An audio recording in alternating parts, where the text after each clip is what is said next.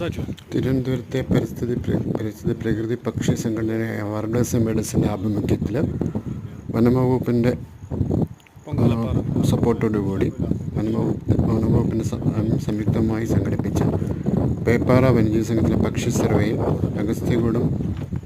അതിരിമല Agasthyakoodam tech പാത്തിലെ പക്ഷി നിരീക്ഷണത്തിനുള്ള ചില നിമിഷങ്ങളാണ് ഇവിടെ കൊടുത്തിരിക്കുന്നത്.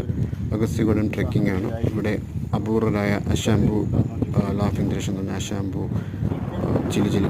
ചിലുചിലുപ്പൻ, അതുപോലെ മറ്റു ചില എൻഡമിക് പക്ഷികൾ എല്ലാം കാണുന്ന ഒരു അപൂർവ മേഖലയാണ്.